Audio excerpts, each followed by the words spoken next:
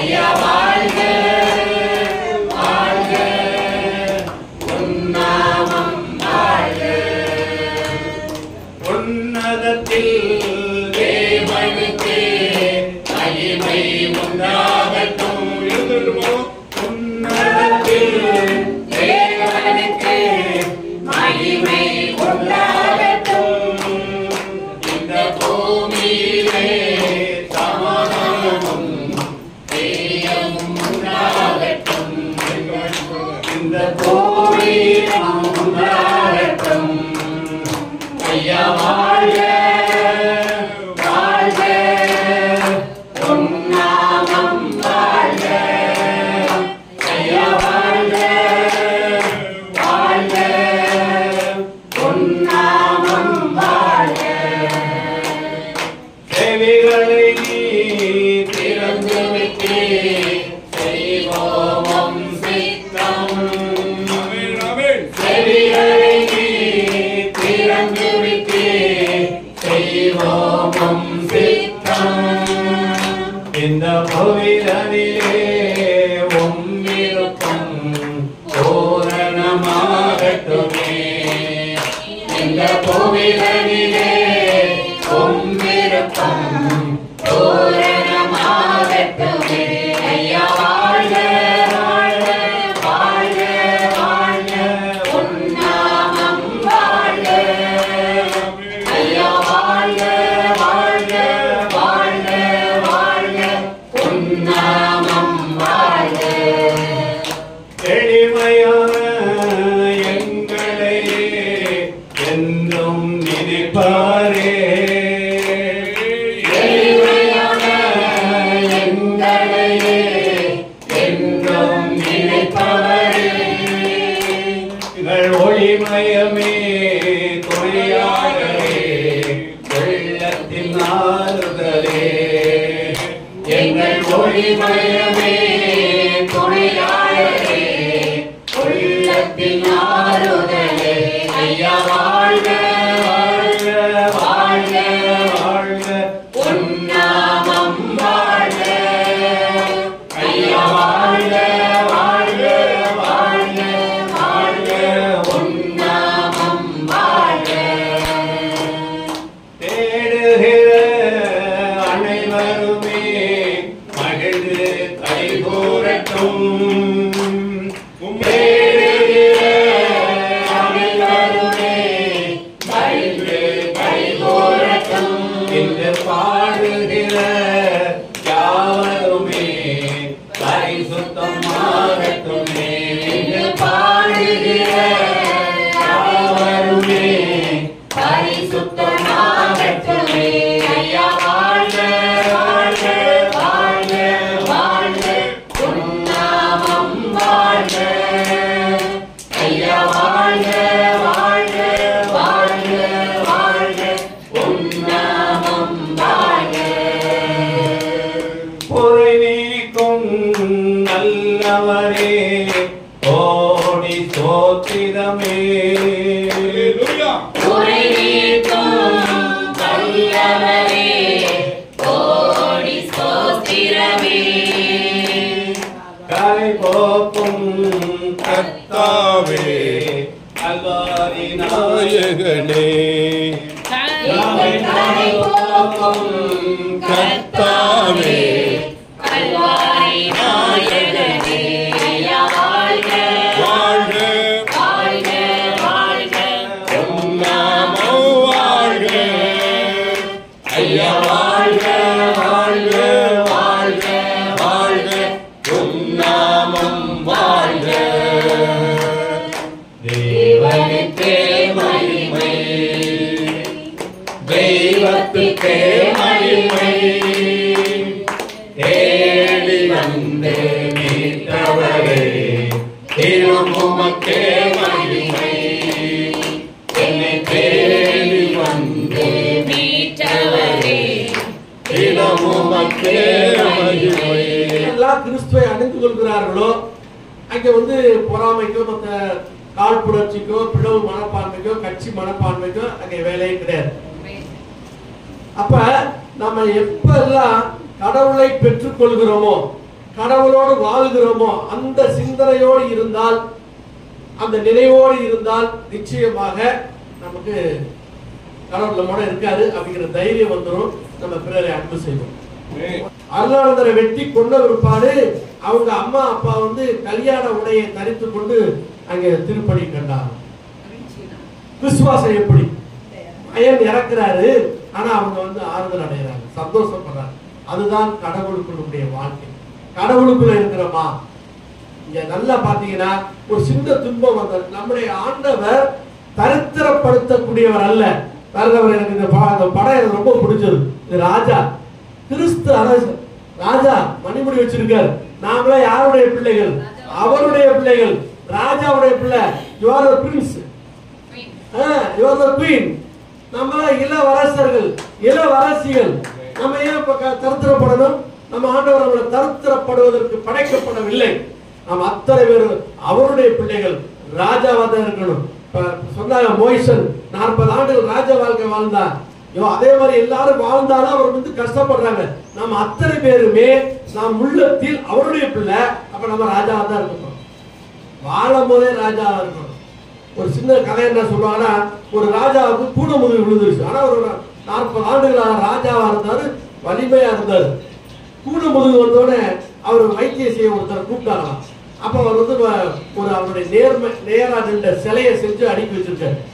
அவர் கோவம் வந்துருச்சு, ராஜா உன்னை அரெஸ்ட் பண்றேன். என்னடா, நான் கூட முதுகு வந்திருக்கு, என்னை நேர் சிலையை செஞ்சு வச்சிருக்கேன்னு. இல்ல சார் ராஜாவே, அதையே நினைச்சுக்கிட்டு நடங்கன்னு சொன்னாங்க. அவன் நடந்திருக்க ஒரு 2 மாசத்துலயே அந்த கூட முதுகு நேர் முதுகு ஆயிடுச்சு.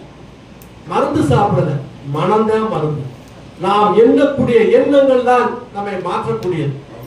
இதுதான் உண்மை. கடவுள் நம்மோட இருக்கிறான் நீங்க நினைச்சுக்கிட்டே போனீங்கன்னா வெற்றி. சிலமா இருட்டுக்குள்ள போயில ஆண்டவரே இயேசு கத்திட்டு போவோம். நான் இப்ப உண்மையிலே இன்னொரு நம்ம பைபிள்ல பாத்தீங்கன்னா 2 விதவைகள், நகோமி, ரூத். நகோமியுடைய கணவர் பேர் எலிமோக்கு. அவர் வந்து இப்ப தாவீதின் ஊர் எது? பெத்லேம். அந்த ஊர்ல பஞ்சம் ஏற்பட்டுருச்சு. அங்க இருந்து அங்க மோவாப் நாட்டுக்கு போறாங்க, அங்க நல்லா இருக்குன்னு சொல்லி. அங்க போய் அந்த எலிமோக்கு இந்த அம்மாவுக்கு 2 ஆம்பளை பிள்ளை பிறந்துருச்சு. அங்கேயே கல்யாணம் பண்ணிடுறாங்க 2 பெண்களை, அந்த மோவாபியர் பெண்கள். அதுல ஒரு பெண்ணு தான் ரூத், இன்னொன்று ஓராவா வரும், ஓர்பா. அந்த ரூத் நான் சொல்றேன் பாருங்க, லூக்கால நினைக்கிறேன் முதல் இதுலயே இயேசுடைய தலைமுறை அட்டவணை லூக்கா நற்செய்தியில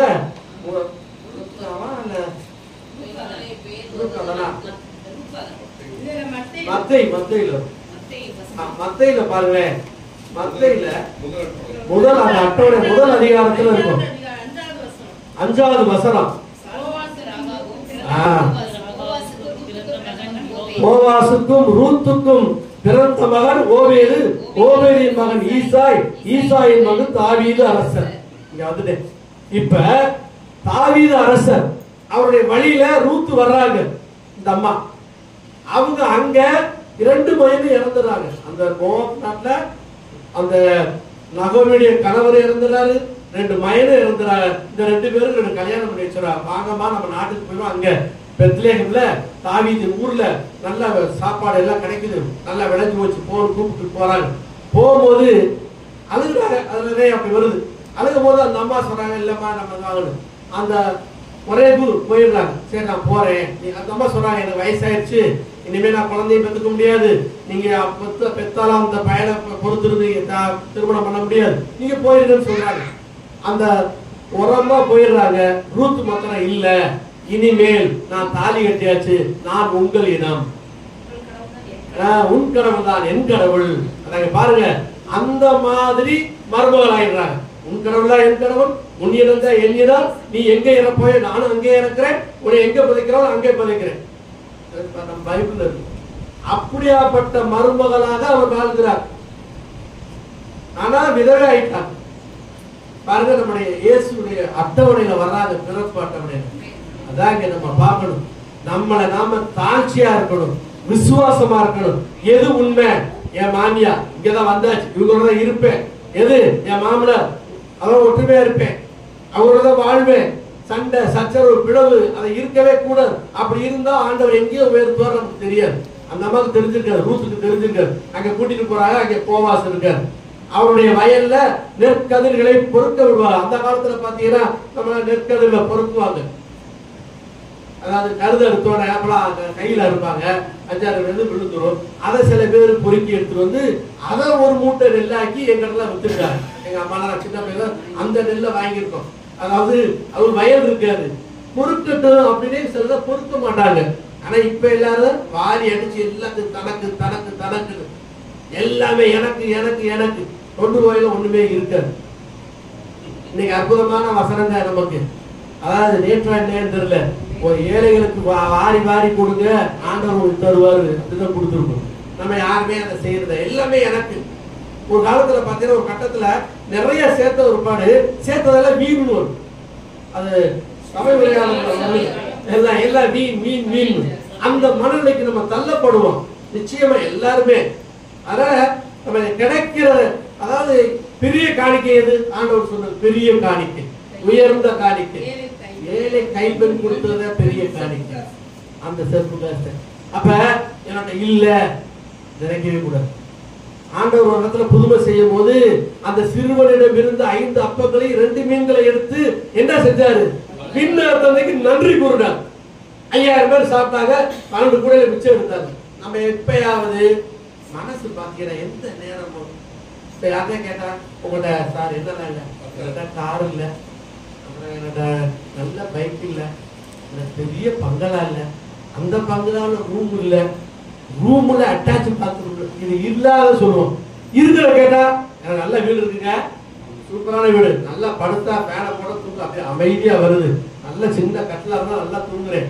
என்னைக்காவது இருக்கிறதை நினைத்து மகிழ்ச்சியாக ஆண்டவரோடு நன்றி சொல்றோமா? நன்றி சொல்றதே உண்மையிலே ரகசியம் ஒரு புத்தகம் இருக்கலாம். அது பைபிளுக்கு அடுத்ததாக நிறைய வித்திருக்கு உலகத்துல. ரகசியம், சீக்ரெட் அந்த புத்தகத்துக்கு பேரு. நீங்க தங்கச்சிலாம் போட வாங்கி பாருங்க, அது தம் மொழிபெயர்ப்பு வந்து என் பையன் வாங்கி வச்சிருக்கேன். அந்த புத்தகத்துல நன்றி சொல்றத பத்தி தான் இருக்கு. ஒரு அம்மா எழுதுறது லேடி, அந்த புத்தகம் அவ்வளவு சேல்ஸ் ஆயிருக்கு. நம்ம பைபிள்ல இருக்கக்கூடியத ரகசியம் என்ன? ரகசியம் என்னவென்றால் ஆண்டவருக்கு நன்றி சொல்வது. இதான் ரகசியம். நம்ம எப்பயாவது நன்றி சொல்லி பழகிருக்கோம். அப்படின்னா போனோட சர்ச்சுக்குள்ள போன நானும் தான் போனோடே அட்டவணை மாதிரி எனக்கு அது வேணும், இது வேணும், இப்படி கொடுத்துருக்க, அப்படி கொடுத்துருக்க, 2 குழந்தை வேணும், அப்புறம் இப்படி ஆகணும். ஆமா, உண்மையிலே நானே நினைச்சுவோம். ஏன்னா உன்னைய படைச்சவருக்கு தெரியாதா உனக்கு என்ன செய்யணும், எது வேணும்னு அவர் அறிவார்ல. ஆமா, அதை விட்டுட்டு நம்ம வந்து ஆனா சகோதரி சொல்லும் போது எனக்கு அதெல்லாம் சில வசனங்கள் ஞாபகம் வந்து, என் முகம் அழுத்தாது எளிதிருந்த சொல்றார் ஆண்டவர். அவருடைய முகம் என்ன? 2 முழு உள்ளத்தோடு முழு ஆன்மாவோடு முழு வலிமையோடு கடவுளை அன்பு செய்வார், அதற்கு சமமாக ஈடாக உன்னை அயலானை அன்பு செய்வார். வேற எதுவுமே அவர் சொல்ல. அன்பு செய்யறது எளிதா? அன்பு சிறு நம்ம இன்னும் பாத்தீங்கன்னா நேரா பாக்குறான், வணக்கம் சொல்லாம போயிட்டா நான் சொன்னேன் அவன் சொன்னேன், அவர் தானே சின்னவர் முதல், அவர் தானே சொல்லி பாருங்க. அங்கே வந்து இந்த இயேசு உள்ள இருந்தார்னா இதெல்லாம் எளிது. கடவுள் உள்ள வந்துட்டா நம்ம யாரையுமே எதிர்பார்க்க மாட்டோம். நம்ம பேர் செம்மாடி அப்படி சொல்லுவாங்கல்ல, அதுதான் நல்லவன். பைத்தியாரன் அவன் நல்லவன். கடவுளுக்கு பிடித்தவன் பைத்தியாரன், தெம்மாடி தான் கடவுளுக்கு பிடிக்கும். இந்த உலக அறிவுல ஞானத்துல இருக்கிறவன ஆண்டவருக்கு பிடிக்காதியா. இதான் உண்மையான சொல்ல. நான் ரொம்ப கட்டிக்காரங்க, நான் அப்படி செஞ்சு இப்படி செஞ்சு இப்படி வந்துட்டேன், கடவுளுக்கு பிடிக்காது. நீ அப்படி செஞ்சு இப்படிலாம் வர வேண்டாம், நீ அவர்கிட்ட அன்பு செய், அவன் அடுத்தவர்களுக்கு அன்பு செய், ஆட்டோமேட்டிக்கா எங்க வைக்கணும் அங்க வச்சிருவார். இதான் இங்க இந்த எளிய ஒரு இந்த கதையை நான் ரூத்துடைய படிச்சு பார்த்தேன். நான் குறிப்பா இந்த வீட்டுக்கு உண்டாக, இந்த ஊருக்கு உண்டாக அங்க ஏற்றுக்கொள்ளக்கூடிய மனநிலை இல்லை என்றால் திரும்பி வந்துவிடும். அதுதான் இங்க மெயின் பாயிண்ட். இதெல்லாம் நம்முடைய விவிலியத்தில் இருக்கக்கூடிய கருத்துக்களை மற்ற மதத்தினரோ அல்லது தமிழ்லயோ வேற வேற கருத்தா சொல்லி ஒரே கருத்து, ஆனா வேற நடைகளில் வேற மொழிபெயர்ப்புகளில் சொல்லியிருப்பாங்க. ஆனா உள் கருத்து ஒன்று. யாரை பார்த்தாலும் நல்லா இருங்க, நல்லா இருப்பீங்க, சந்தோஷமா இருங்க, ஆசீர்வதிங்க, இயேசு கிறிஸ்து நாமத்தில் நீங்க நல்லா இருப்பீங்கன்னு சொல்லி பாருங்க. ஆமா நல்லா இருப்போம், இயேசு கிறிஸ்து நாமத்தில் நம்ம நல்லா இருப்போம். ஒருத்தரை பாக்குறான், சார் வணக்கம் சார், நல்லா இருக்கீங்களா சார்? நல்லா இருக்கேன், நீங்க நல்லா இருக்கீங்களா கேட்பாங்கல்ல. அப்ப அந்த இதுதான் அதாவது சைக்காலஜி பிரகாரம் உளவியல் அடிப்படையில பார்த்தோம்னா ஒரு மனிதனை போற்றும் பொழுது நாமும் போற்றப்படுகிறோம், ஒரு மனிதனை வாழ்த்தும் பொழுது நாமும் வாழ்த்தப்படுகிறோம், ஒருத்தரை தூற்றும் பொழுது நாமும் தூற்றப்படுகிறோம். இதுதான் லாஜிக். இறை வார்த்தையை நாம் படிக்கும் போது எந்த இடத்துல பாருங்க, யாக்கோபு புத்தகத்துல எனக்கு ரொம்ப பிடிச்சது யாக்கோபு புத்தகம். ஏன்னா அங்க பாத்தீங்கன்னா நாம பத்தி கொடுத்துருப்பாங்க. யாக்கோபு புத்தகம் 3ஆம் அதிகாரம், நாவு தீயை போன்று. அது எத்தனாவது போகலாம் தம்பி? 5:6. அது கொஞ்சம் அதை மட்டும் தீப்பொறி எத்துணை பெரிய காட்டை கொளுத்து விடுகிறது. நாமும் தீயை போன்றுதான். நெறிகட்ட உலகின் உருவே அது. நம்முடைய உறுப்புகளில் ஒன்றாக அமைந்திருக்கும் இந்த நம் உடல் முழுவதையும் கரைப்படுத்துகிறது. அது நம் வாழ்க்கை சக்கரம் முழுவதையும் எரித்து விடுகிறது. எரிப்பதற்கான நெருப்பை நரகத்திலிருந்தே பெறுகிறது. இந்த நாவுல ஒரு மனிதனை உயர்த்துது, வாழ்த்துது, வீழ்த்துது, எல்லாமே செய்யுது.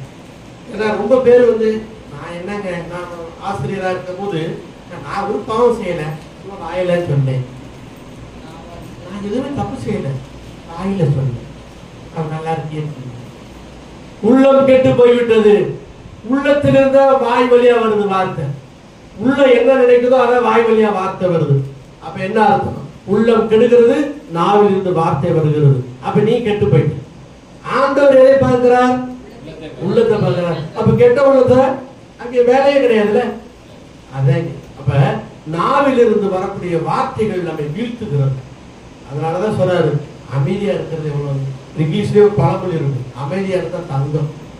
அமைதியா இருக்கிறது தங்கம், பேசினா வெள்ளி.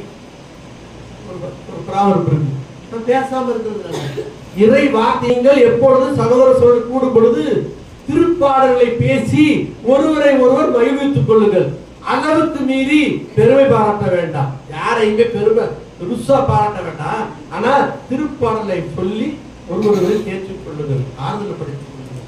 எந்த இப்ப நம்ம ஊர்ல அது கொஞ்சம் வளர்ந்துருக்கு. நம்ம ஊர்ல கொஞ்சம் வளர்ந்துருக்கு.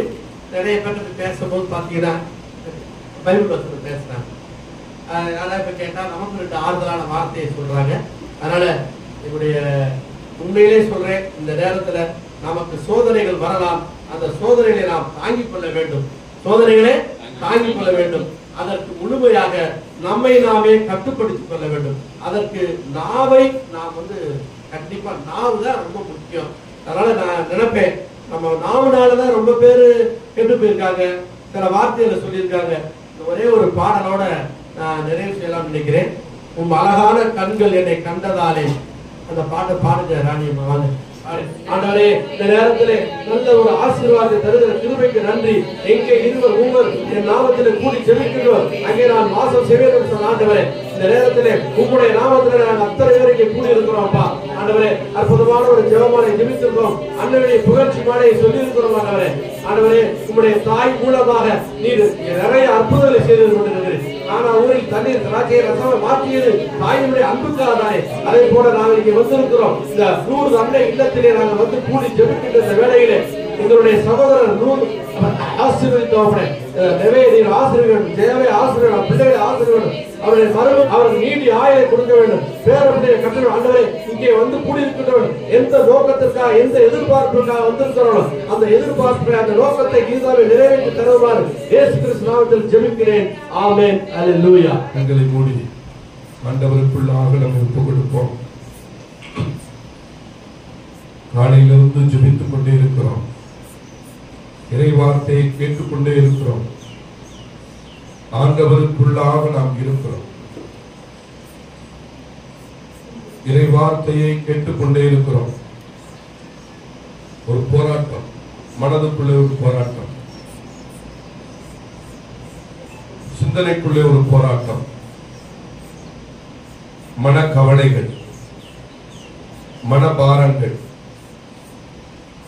வாழ்க்கையில் இருக்கிற எல்லா சோதனைகள், போராட்டங்கள், சூழ்ச்சிகள், நடந்து முடிந்த காரியங்கள் எல்லாம் நினைவுக்கு வந்த பொழுது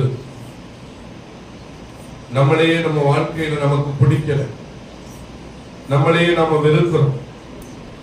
ஆனாலும் கூட ஆனாலும் கூட நம்முடைய நிலையை அறிந்த ஆண்டவர் நம்மோடு பேசுவதற்கு, நம்மோடு இணைந்து கொள்வதற்கு, நாம் அவரோடு இணைந்து கொள்வதற்கு, அவர் வார்த்தையை நமக்குள்ள வைத்து இனி வரும் நாளெல்லாம் சிந்திக்க வைத்து, உணர வைத்து, நம்மை புனித மக்களாய் மாற்றுவதற்கு, நான் இறைவனுடைய மகன் மகள் என்று சொல்லும் தகுதி பெரும்படிக்கு இந்த நாளில நமக்கு வார்த்தையை தந்திருக்கிறார். நாம் பேசுகிற வார்த்தைகள் ஒவ்வொன்றும் அன்பின் மொழியாய் விளங்குகிறது. ஒருவரை வாழ்த்தும் போது அது அன்பின் மொழி, ஒருவரை பாராட்டும் போது அது அன்பின் மொழி, ஒருவரை ஊக்கப்படுத்தும் போது அது அன்பின் மொழி. நான் என்னை பற்றி நல்ல சிந்தனைகளை எண்ணும் போது அது என் உடலுக்குள்ளே ஒரு நல்ல மொழியாக, அன்பின் மொழியாக உருவெடுக்கிறது. இவற்றை எல்லாம் ஆண்டவர் பார்த்துக் கொண்டே இருக்கிறார். காலம் வித்தியாசமானதுதான், நேரமும் வித்தியாசமானதுதான்.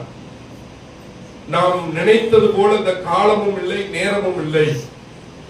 ஆனாலும் கூட இந்த உலகத்தில் நான் வாழ்ந்து கொண்டிருக்கிற நாட்கள், எண்ணிக்கைகள், நாட்களுடைய எண்ணிக்கைகள் மிக மிக குறைவு குறைவு. ஆண்டவர் சொல்லுகிறார்,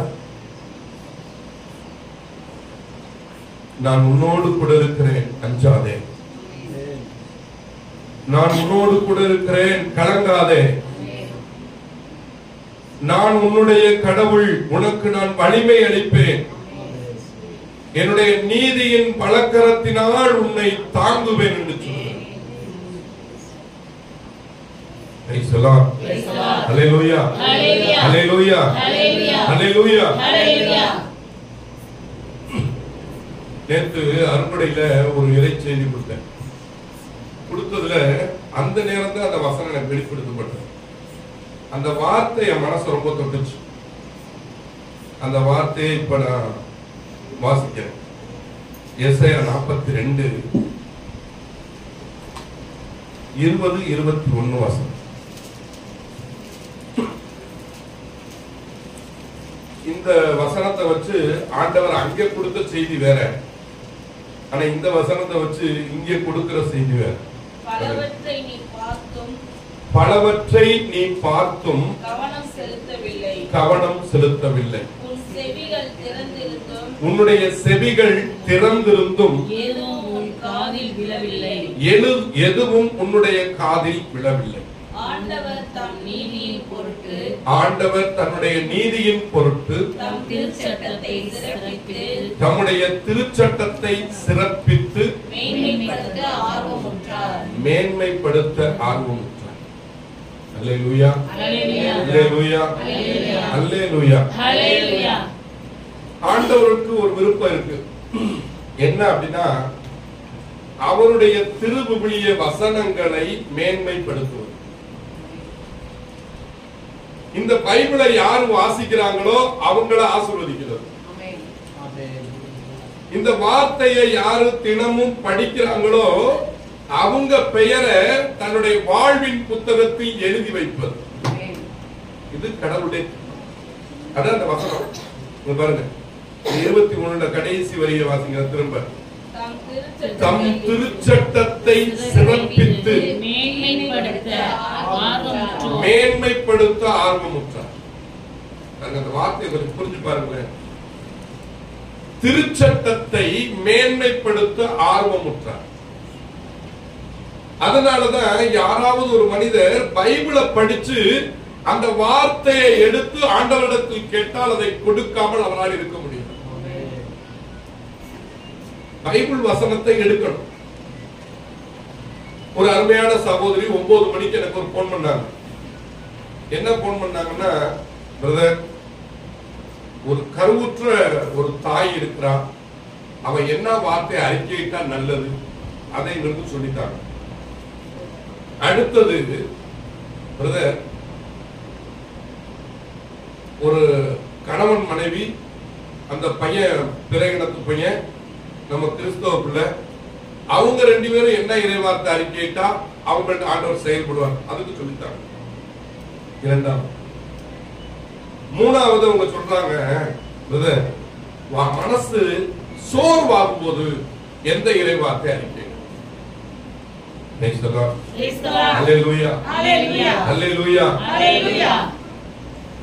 ஏன் அப்படின்னா, பல நேரங்கள்ல ஆண்டவர் எனக்கு வெளிப்படுத்தின இறை செய்திகள் மூலமா நான் என்ன சொல்லுவேன் அப்படின்னா, மக்கள்கிட்ட, நீ உலகத்துல இருக்கிற யாரை வேணும்னாலும் நம்பாம போ, புனிதர்கள் பின்னாடி ஓடாம போ, அதை பத்தி எல்லாம் பிரச்சனை இல்லை. புனிதர்கள் மேற்கொண்டு அவர்கள் கற்றுக்கொண்டு ஆண்டவர் திருமுன்னில் நின்று அவர்கள் ஜெபித்த, அவர்கள் உறவாடின கடவுளின் வார்த்தையை பிடித்துக் கொண்டு இத வலுக்கட்டாயப்படுத்தி சொல்லும் போது, இந்த சகோதரி இப்படி ஒரு 3 பாயிண்ட் எனக்கு அனுப்பி விட்டாங்க. அல்லேலூயா. ஏசாயா புத்தகத்துல 40வது அதிகாரம் 29வது வசனம் வாசிக்கல. அவர் சோர்வுற்றவருக்கு வலிமை அளிக்கிறார். அவர் சோர்ந்து போகார், களைப்படையார். அவருடைய அறிவை ஆய்ந்து அறிய முடியாது. அவர் சோர்வுற்றவருக்கு வலிமை அளிக்கின்றார். வலிமை இழந்தவர்களிடம் ஊக்கம் பெருக செய்கிறார். கைதட்டி நன்றி சொல்லுவோம். அல்லேலூயா. நான் என் பேரனை இழந்துட்டேன், என் பிள்ளையை இழந்துட்டேன், என் காசை இழந்துட்டேன், என் வாழ்க்கையில என் மேன்மையை இழந்துட்டேன், என்னுடைய உயர்வை இழந்துட்டேன். எங்கெல்லாம் நம்ம இழந்துட்டோம், விட்டுட்டேன், பலவீனமாயிட்டேன், சோர்ந்து போயிட்டேன் நம்ம நினைக்கிறோமோ, அப்ப இந்த வார்த்தையை நீங்க 10 முறை சொல்லுங்க. உங்க அடிமனதுல சாத்தான் கொண்டு வந்து வைக்கக்கூடிய பலவீனமான சுருக்கு கயிறை அறுத்து போடுவார். நான் சாவது எனக்கு நல்லது அப்படின்னு சில நேரத்துல நமக்கு தோணும். என் வாழ்ற வாழ்க்கை எனக்கு பிடிக்கவே இல்லை அப்படின்னு தோணும். அப்படி தோணும் போது இந்த வசனத்தை நீங்க 10 வாட்டி அறிக்கையிடுங்க. ஒரு நாள் ஆண்டோட்ட போய் உட்கார்ந்தேன், ஜெபம் பண்ணேன். அப்பா என்னப்பா அப்படின்னு சொல்லி ஜெபம் பண்ணும் போது, ஏசாயா புத்தகத்துல 41ஆம் அதிகாரம் 10வது வசனத்தை, இந்த கருவுற்ற பிள்ளைகளை அறிக்கையிட வை அப்படின்னா. அல்லேலூயா. கருவுற்ற பிள்ளைகள் அறிக்கையிட வேண்டிய வார்த்தை எது? அஞ்சாதே, நான் உன்னோடு இருக்கிறேன். கலங்காதே, நான் உன்னுடைய கடவுள். நான் உனக்கு 2வது மாசத்துல வலிமை தருவேன், 3வது மாசத்துல வலிமை தருவேன், 4வது மாசத்துல வலிமை தருவேன், 5வது மாசத்துல வலிமை தருவேன், 6வது மாசத்துல வலிமை தருவேன், 7வது மாசத்துல வலிமை தருவேன், 8வது மாசத்துல வலிமை தருவேன், 9வது மாசத்துல வலிமையை தருவேன். 10 மாசம் கடந்தாலும் நான் உனக்கு வலிமையை தருவேன். நீ குழந்தையை பெத்த உடனே உனக்கு உதவி செய்வேன். அல்லேலூயா.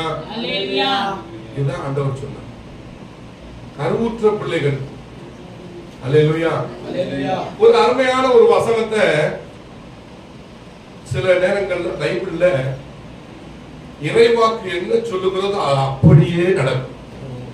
அதுல நன்மை இருக்கு, தீமை இருக்கு. நல்லா புரிஞ்சுக்கிறோம். பைபிள்ல வசனத்துல நீ எதை அறிக்கை இடுகிறாயோ அது உனக்கு நடக்கும். அதனாலதான் ஆண்டவர் சொல்றாரு, ஆவியானவரோடு இணைந்த நிலையில நீ வேதத்தை வாசி அறிக்கையிடு. ஆவியானவர் இல்லாம நீ பாட்டுக்கு பைபிளை புடிச்சுக்கிட்டு எதையாவது ஒரு வசனத்தை எடுத்துட்டு அறிக்கையிட்டா அதுல எழுதி இருக்கிற தீமை உன்னுகிட்ட வந்துகிட்டு தான் இருக்கும். அதனாலதான் ஞானத்தோட பைபிள் படிக்கணும். அல்லேலூயா. இப்ப ஏசாயா புத்தகம் 66ஆம் அதிகாரத்துல 9வது வசனத்தை வாசிங்க. 66:9 வாசிங்க. பேறுகாலத்தை ஏற்படுத்திய நான் மகப்பேற்றை தடை செய்வேனோ என்கிறார் ஆண்டவர். இந்த வசனம் எதுக்கு சொல்றது? இல்லை, குழந்தை இல்லாதவங்க குழந்தை இல்லாதவங்களுக்கு இல்ல, கர்ப்ப பிரச்சனை உள்ளவங்களுக்கு. கர்ப்பப்பையில பிரச்சனை, மாதவிடா நோய் வந்துகிட்டு இருக்கு, எப்ப பார்த்தாலும் கர்ப்பப்பை இறங்கி போய் நிக்குது, அவ கருவே வர முடியாது என்று மருத்துவர் சொல்லிவிட்டா. அவர்கள் சொல்வதற்குரிய வார்த்தை. இன்னைக்கு நிறைய பேர் படிக்கிறோம், நிறைய பேர் வாசிக்கிறோம், தியானிக்கிறோம். ஆனா அந்த வசனத்தை உடனே எடுத்து அப்படியே நம்ம அறிக்கையில கூடாது. வேத வசனத்தை ஆண்டவர்ட்ட உட்கார்ந்து அந்த வசனத்தை படிச்சுட்டு, இந்த வசனத்துக்கு ஆசிரியர் பரிசுத்த ஆவியானவர், அவர்கிட்ட கேட்கணும், யாருக்கு என்ன வசனம் கொடுக்க ஆண்டவரே. மொட்டையா ஒருத்தர் புத்தகத்தை போட்டு வச்சுட்டாங்கன்னா உடனே அதை எடுத்து எல்லாரும் கொடுத்துட்டு இருக்க கூடாது. கேட்கணும் ஆண்டவரே, ஆண்டவரே இந்த வசனத்தை நான் அவனுக்கு கொடுக்கவா, அந்த பொண்ணுக்கு கொடுக்கவா, இந்த பிள்ளைக்கு கொடுக்கவா, கேட்கணும். கேட்காம கொடுக்க கூடாது. கொடுத்தா அவனுக்கு பிரச்சனை வரும். அல்லேலூயா. உண்மையை சொல்றேன், உண்மையா சொல்றேன். 23 ஆண்டுகளாக என்னுடைய நற்செய்தி பணியில நான் அனுபவிக்கிற அனுபவம், எந்த ஒரு காரியமா இருந்தாலும் சரி, ஆண்டவர்ட்ட உட்கார்ந்து அந்த வார்த்தையை வாங்கிட்டு 1க்கு 2 3 முறை ஆண்டவர்ட்ட கேட்பேன், இவங்களுக்கு இந்த வார்த்தையை சொல்லவா வேணாமா, இவங்க இந்த பிரச்சனையோட வந்திருக்காங்க ஆண்டவரே. அதாவது அன்பு அப்படின்னா ஒரு 1000 வசனம் இருக்கும். அதுல பைபிள்ல அன்பை குறித்து 1000 வசனம் இருக்கும். நம்ம வாட்டுக்கு மூடத்தனமா ஒரு வசனத்தை தூக்கி அன்பு அப்படின்னு கொடுக்க கூடாது. அந்த அன்புன்ற வசனத்தை எடுத்துட்டு ஆண்டவர்ட்ட உட்காரணும். ஆண்டவரே இந்த அன்புன்ற வசனத்தை இந்த மகள் வந்திருக்காரு, இந்த மகளுக்கு இந்த அன்புன்ற வார்த்தை கொடுக்கணுமே, நான் என்ன கொடுக்க ஆண்டவரே கேட்கணும். கேட்கும்போது பரிசுத்த ஆவியார் பேசுவார், இந்த வசனத்தை கொடுங்க. அப்ப அந்த வசனத்தை அவங்களுக்கு கொடுத்தீங்கன்னா அவர்களுக்கு விடுதலை கொடுப்பார். அல்லேலூயா. சும்மா படிச்சுட்டேன், நான் பைபிள் படிச்சுட்டேன் அப்படின்னு 10 பக்கத்தை எழுதி வச்சுட்டு இந்த மாதிரி நம்ம பணிக்குள்ள பயிற்சிக்காக கொடுத்த அட்டைகள், பயிற்சிக்காக கொடுத்த அட்டைகள் இருக்கும். நிறைய வசனங்கள் நமக்கு அச்சடிச்சு கையில கொடுத்துருப்பாங்க. அதை பூரா மனப்பாடம் பண்ணி முட்டைகளை ஏற்றி வச்சிருப்போம். அதை போய் பிரசங்கம் பண்ற ஆட்கள் நிறைய இருக்கிறாங்க. செய்யக்கூடாது. ஆண்டோட போய் உட்காரணும். முதல்ல நான் இந்த வார்த்தையை கொடுக்கவா வேணாமா, இந்த வார்த்தையை கொடுக்கவா வேணாமா, இந்த மகளுக்கு, இந்த மகள் தேடி வந்திருக்க, இந்த மகன் வந்திருக்கிறான், நான் அவனுக்கு இதை கொடுக்கவா வேணாமா சொல்லுங்கப்பா. அப்படி ஆண்டவர்ட்ட கேட்கணும். அவர் சொன்னா கொடுக்கணும், இல்லைன்னா கொடுக்கக்கூடாது. எல்லாம் வாயை மூடிட்டு ஜெபம் பண்ணிட்டு எந்திரிச்சு போயிட்டே இருக்கணும். ஏன் அப்படின்னா ஆண்டவர் சொல்றாரு, எரேமியா புத்தகத்துல 23ஆம் அதிகாரத்துல படிச்சீங்கன்னா அங்க தெளிவா சொல்லப்பட்டு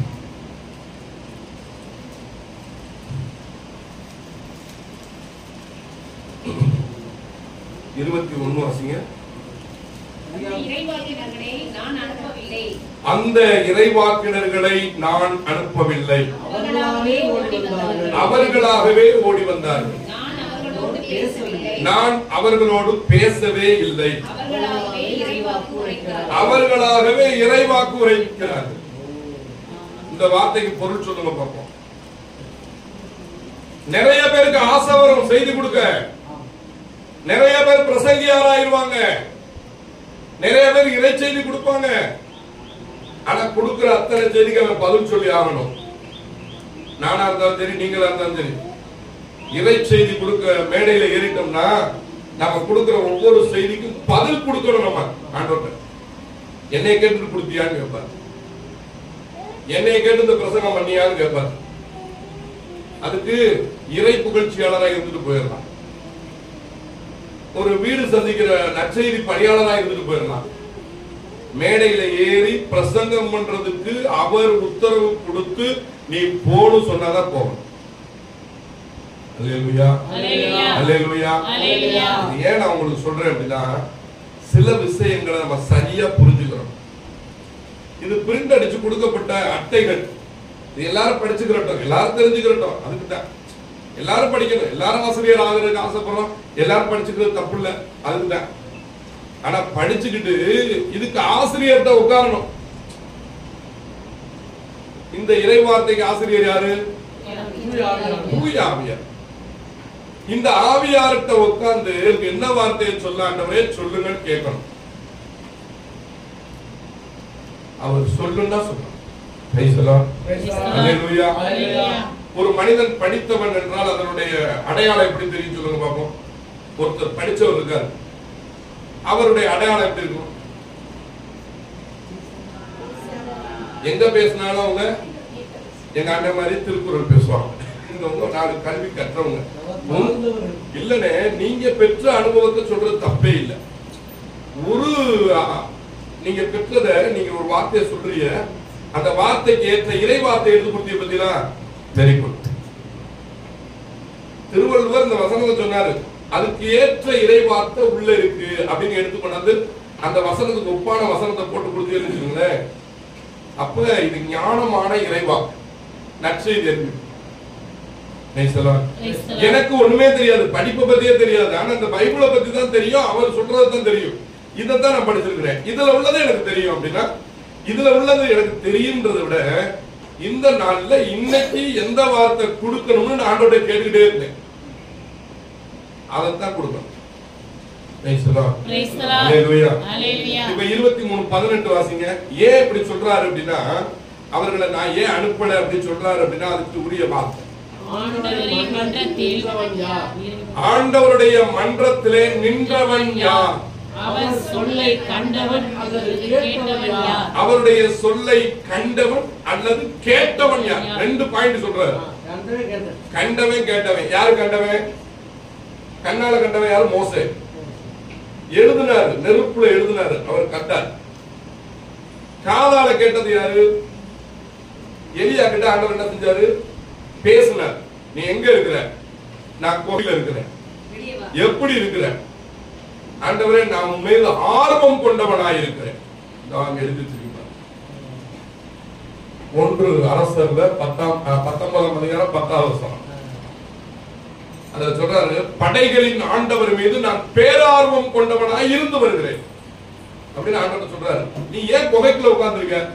இல்ல ஆண்டவரே, நான் உங்க மேல பற்றுதலா இருக்கேன், ஆர்வமா இருக்கேன், உங்க குரலை கேட்கிறேன், அதனால அப்படின்ற. கண்டவன் யார், கேட்டவன் யாருன்ற. இங்க மோசேயையும் எலியாவையும் கொண்டு வர்றார். அதனாலதான் இயேசு கிறிஸ்து அங்க மறுரூபம் மாறும்போது 2 பேர் வந்தாங்க. யாரு? எலியாவும் மோசேயும் வந்தாங்க. அடையாளம் இல்லாம இல்ல. இந்த எலியா கேட்டார், அந்த மோசே கண்டார். அல்லேலூயா. அதனால அன்பானவர்களே, ஆண்டவர் நம்ம கிட்ட காதுல பேசணும். ஒருத்தர் ஜெபிக்கும் போது இந்த வார்த்தையை கொடுன்னு சொல்லணும். அந்த வார்த்தையை கொடுத்துட்டா நமக்கு அதுக்கும் பொறுப்பு இல்ல, அவருக்கும் அவனுக்கு தான் பொறுப்பு. அல்லேலூயா. எத்தனை பேர் வந்து ஜெபம் பண்ண வருவாங்க, பிரேயர் பண்ணிட்டு அனுப்பிடுவேன். அவங்க திருப்பி கேட்பாங்க, பிரதர் என்ன பிரதர் நீங்க சொன்னது நடக்கலையேன்பாங்க. அப்படியா, சரி வைமா நான் அப்புறம் பேசுறேன் அப்படின்னு வச்சுட்டு ஆண்டோட கேட்பேன், ஆண்டவரே நீங்க சொன்னீங்க, நாங்க சொன்னேன், அந்த பொண்ணுக்கு நடக்கல என்ன அப்படின்னு கேட்பேன். உடனே சொல்லுவாரு, நீ நான் சொன்ன வார்த்தைய நீ சொன்ன, அத அவ அறிக்கைகள். எத்தனை இடத்துல அது நடந்து அனுபவிச்சு. நம்முடைய வாழ்க்கையில ஆண்டவர் நமக்கு சொல்ற விஷயம் என்னன்னா, நீ என்கிட்ட உட்கார்ந்துகிட்டே இரு, என் பிரசன்னத்துல நிறைந்து கொண்டே இரு.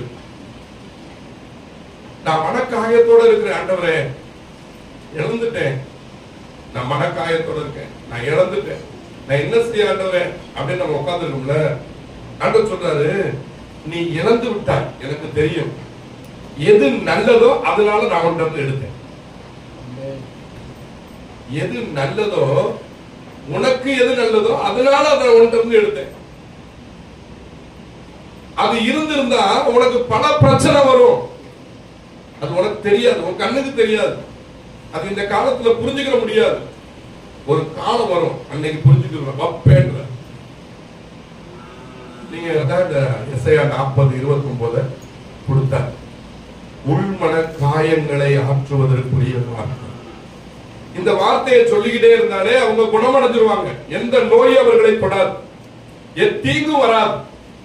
அதனால உள்ள இருக்கக்கூடிய நமக்கே தெரியாது சில விஷயங்கள் நமக்கு நடக்கிறது 10 வருஷம் என்று நடக்க போறது இன்னைக்கு நமக்கு தெரியாது. ஆனா ஆண்டவருடைய பார்த்து நம்ம உட்கார என்ன நடக்கும்னா நம்முடைய உள்ள இருக்கக்கூடிய காயங்களை ஆற்றுவோம். அல்லேலூயா, அல்லேலூயா. ஒண்ணு நம்ம ஆண்டவருடைய பாதத்துல உட்கார்ந்து அவருடைய காட்சிகளை கண்ணால் கண்டு அவருடைய வார்த்தையை காதால் கேட்டு அவர்கிட்ட உட்காரும் போதுதான் நம்ம முழுமையான பணியாளராக மாறுவோம். அல்லேலூயா. அதனால நம்ம வார்த்தையை ஒருத்தர் கொடுக்க போறோம் அப்படின்னா அந்த வார்த்தை நம்முடையது இல்லை. நான் கற்றுக்கொண்ட அறிவு திறனின் வார்த்தை இல்லை, ஆண்டவருடைய ஆவியானவருடைய வார்த்தை. அல்லேலூயா. அந்த கண்களை மூடுவோம், ஆண்டவரிடத்தில் நம்மை அர்ப்பணிப்போம். நன்றி செலுத்துகிறேன். வந்திருக்கிற ஒவ்வொருவரையும் உம்முடைய மகிமையின் கரத்தில் ஒப்புக் கொடுக்கிறேன். நீர் ஒவ்வொருவரையும் ஆசீர்வதிக்கிற தேவன். உம்மிடத்தில் வருகிற பிள்ளைகளை நீர் பெருங்கையாய் அனுப்புவதில்லை. உள்ளங்களை துருவியாயும் கடவுள் தூய ஆவியாருடைய மனநிலையை அறிவார். தூய ஆவியாரும் கடவுளுக்கு உகந்த முறையில் இறை மக்களுக்காக பரிந்து பேசுகிறார் என்று எழுதியிருக்கிற வார்த்தைகளின் படியாக ஆண்டவரே நாங்கள் இடத்தில் கற்றுக்கொள்ள காத்திருக்கிறோம். நீர் சொன்னால் நாங்கள் அந்த காரியத்தை செய்ய வேண்டும். நீர் சொல்லாத ஒரு காரியத்தை நாங்கள் பலவந்தம் பண்ணி செய்யக்கூடாது. உமக்கு சித்தமானால் உம்முடைய வார்த்தையை ஒருவருக்கு எடுத்து சொல்ல நீர் எங்களுக்கு கற்றுக் கொடுக்கணும். அதற்காக நாங்கள் உம்மிடத்தில் காத்திருக்க வேண்டும். ஆண்டவரே, நான் உனக்கு உதவி செய்வேன், என் நீதியின் வலக்கரத்தினால் உன்னை தாங்குவேன் என்று நீர் கூறியிருக்கிறேன். உமக்குரிய பிள்ளைகளுக்கு துன்பங்கள் வரும், துன்பங்கள் வரலாம். ஆனால் அவை அனைத்திலிருந்தும் அவர்களை விடுவிக்க ஆண்டவர் வல்லவராய் இருக்கிறார். உன்னை விடுவிக்கவும் காக்கவும் நான் உன்னோடு இருக்கிறேன் என்று நீ சொல்லியிருக்கிறேன்.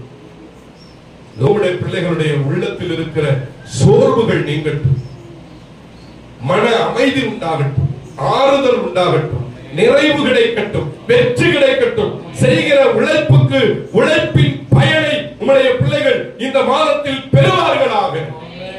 உரிமையோடு ஜெபிக்கிறோம், ஆசீர்வதியும். உமது பிள்ளைகள் கிழக்கிலே போனாலும், மேற்கிலே போனாலும், வடக்கிலே போனாலும், தெற்கிலே போனாலும் அவர்கள் செய்கிற தொழில் ஆசீர்வதிக்கப்படட்டும். செய்கின்ற வேலைகளில் அவர்கள் வெற்றியை காணட்டும். கடன் தொல்லைகளிலிருந்து உமது பிள்ளைகளை விடுவிப்பீராக. நோய்கள், வியாதிகள், பிரச்சனைகள், போராட்டங்கள் உமது பிள்ளைகளிடத்தில் வராதபடி நீர் தடுப்பீராக. வந்த நோய்களை சுகப்படுத்துவீராக. இதோ இருக்கக்கூடிய உணவுக்காக ஆண்டவரை நாங்கள் ஜெபிக்கிறோம். இந்த உணவின் மீது உடைய வல்லமை இறங்கட்டும் ஆண்டவரே. உமது ஆணி வாய்ந்த வல்லமை இறங்கட்டும், உமது உயிர் திறந்த வல்லமை இறங்கட்டும்.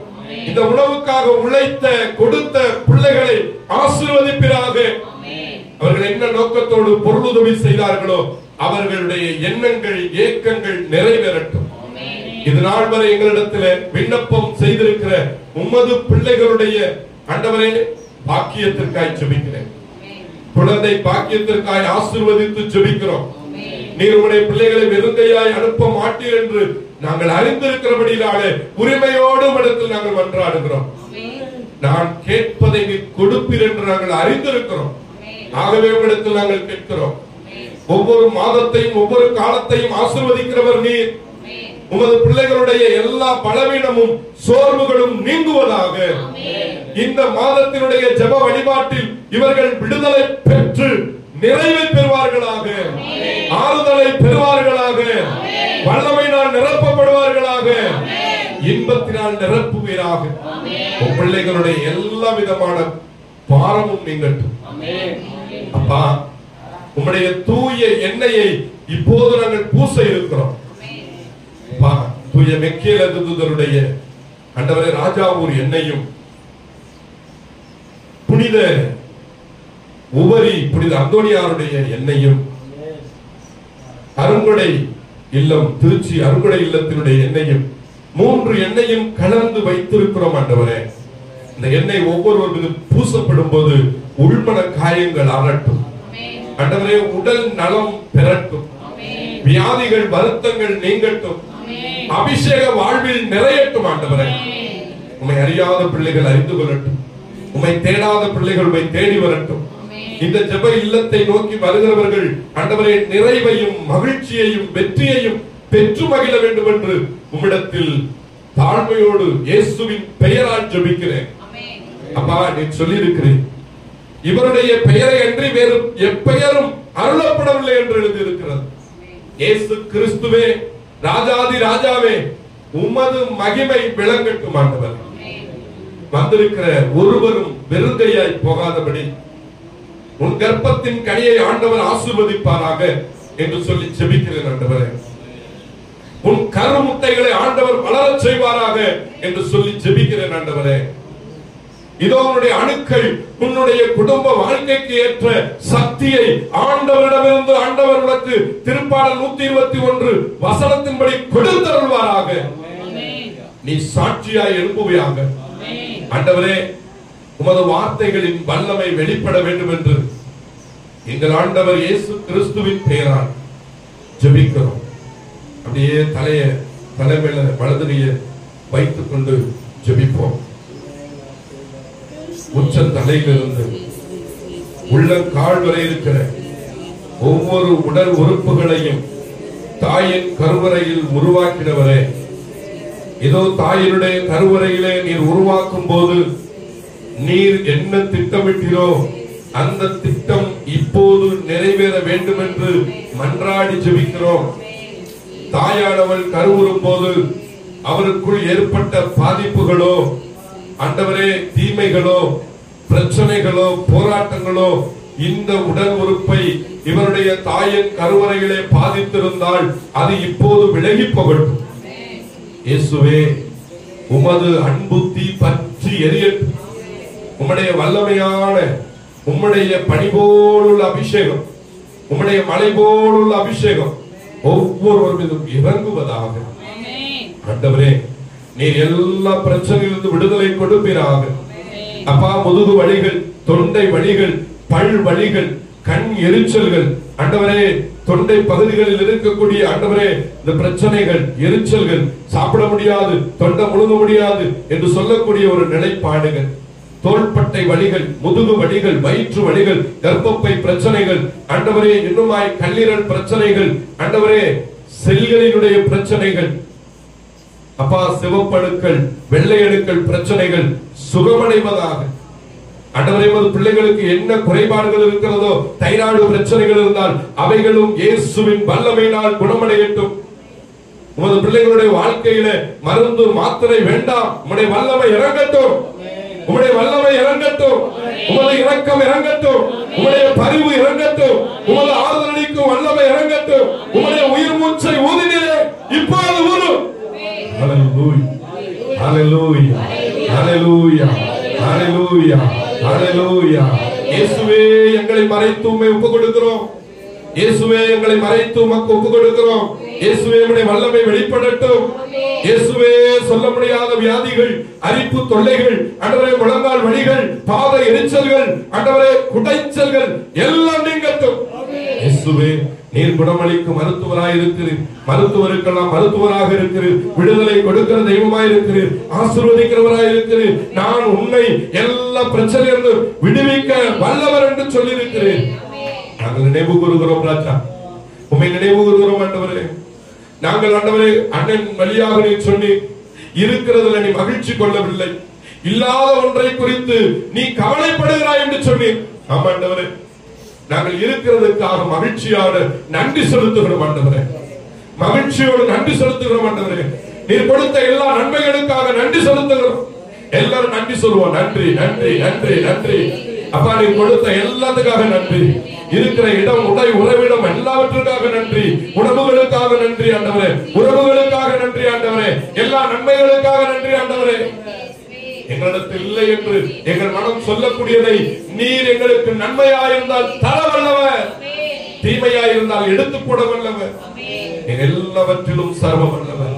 ஹல்லேலூயா ஹல்லேலூயா ஹல்லேலூயா ஹல்லேலூயா ஹல்லேலூயா ஹல்லேலூயா ஹல்லேலூயா ஹல்லேலூயா ஹல்லேலூயா ஹalleluya hallelujah hallelujah hallelujah hallelujah hallelujah hallelujah hallelujah hallelujah hallelujah.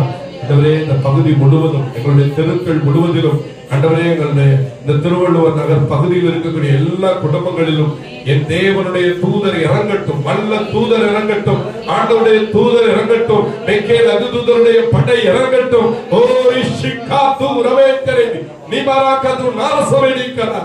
இயேசுவின் வல்லமை இறங்குவதாக, இயேசுவின் வல்லமை இறங்குவதாக. ஹalleluya. தீயவன் இனி உன்னிடத்தில் வரமாட்டார் என்று எழுதியிருக்கிறீரே, அப்படியே நீர் ஆசீர்வதியோ. நாகும் 1ல ஆண்டவரே நீர் 15ல சொன்னபடி ஆண்டவரே இனிமேல் தீயவன் உன்னிடத்தில் வரமாட்டான் என்று ஆண்டவரே நீங்க சொல்லி இருக்கிற வார்த்தைகளுக்காக நாங்கள் நன்றி செலுத்துகிறோம் ஆண்டவரே. வெற்றி வெற்றி என்று முழங்கு நற்செய்தியாளருடைய பாதங்கள் மலைகள் மேல் தென்படுகிறது என்று எழுதியிருக்கிறது. உமக்கு நன்றி அப்பா, நன்றி நன்றி நன்றி. ஒவ்வொருவரை ஆசீர்வதிக்க ஆண்டவரே. பல ஆன்மாக்கள் மீட்கப்பட வேண்டும் ஆண்டவரே. உம்மை அறியாதவர்கள் உம்முடைய வெளிச்சத்தை காண வேண்டும் ஆண்டவரே. உம்மை பற்றிக் கொள்ளாதவர்கள் உம்மை பற்றிக் கொள்ளக்கூடிய தூண்டுதலை பெறுவார்களாக. இயேசுவே உம்முடைய நற்செய்தியை அறியாத பிள்ளைகள் அறியட்டும் ஆண்டவரே. உம்மை பிரியப்படாத பிள்ளைகள் உம்மிடத்தில் பிரியப்படட்டும் ஆண்டவரே. மீட்புக்குரியவர்களை மீட்பீராக. நாங்கள் ஜெபிக்கிறோம். உங்கள் ஊர்ல சர்கனில ஆண்டவரே இருக்கிற எல்லா குடும்பங்களையும் ஒப்புக் கொடுக்கிறோம் ஆண்டவரே. சர்கனில் இருக்கக்கூடிய எல்லா மக்களையும் ஒப்புக் கொடுக்கிறோம், பகுத்தந்தை ஒப்புக் கொடுக்கிறோம், இறை பணியாற்றுகிற ஊழியர்களை ஒப்புக் கொடுக்கிறோம், நற்செய்தி பணியாளர்களை ஒப்புக் கொடுக்கிறோம் ஆண்டவரே. அருள் சகோதரிகளை ஒப்புக் கொடுக்கிறோம். ஊரில் இருக்கக்கூடிய எல்லா மக்களுக்கும் அமைதி உண்டாகட்டும், சமாதானம் உண்டாகட்டும். இறை வார்த்தை அந்த ஊருக்குள்ளே நுழைவதாக, ஒவ்வொரு வீடிலும் ஒவ்வொரு தெருக்களிலும் நுழைவதாக. இயேசுவின் வல்லமையின் நாமத்தினால் ஜெபிக்கிறோம் பிதாவே. ஆமென் ஆமென் ஆமென். விண்ணுலகில் இருக்கிற எங்கள் தந்தையே, உமது பெயர் தூயதென போற்ற பெறுக, உமது ஆட்சி வருக, உமது திருவுளம் விண்ணுலகில் நிறைவேறுவது போல மண்ணுலகிலும் நிறைவேறுக. எங்கள் அன்றாட உணவை எங்களுக்கு இன்று தாரும். எங்களுக்கு எதிராக குற்றம் செய்வோரை நாங்கள் மன்னிப்பது போல எங்கள் குற்றங்களை மன்னியும். எங்களை சோதனைக்கு உட்படுத்தாதையும், தீயோரிடமிருந்து எங்களை மீட்டருளும்.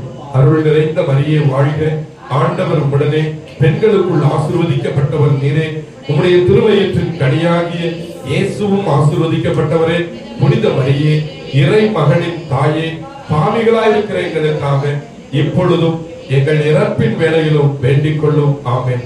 தந்தைக்கும் மகனுக்கும் தூய ஆவியாருக்கும் ஆட்சி உண்டாவதாக. தொடக்கத்தில் இருந்தது போல இப்பொழுதும் எப்பொழுதும் என்றென்றும் இருப்பதாக. ஆமென். ஹல்லேலூயா ஹல்லேலூயா. இயேசுவே ஆண்டவர், இயேசுவே ஆண்டவர், இயேசுவே ஆண்டவர்.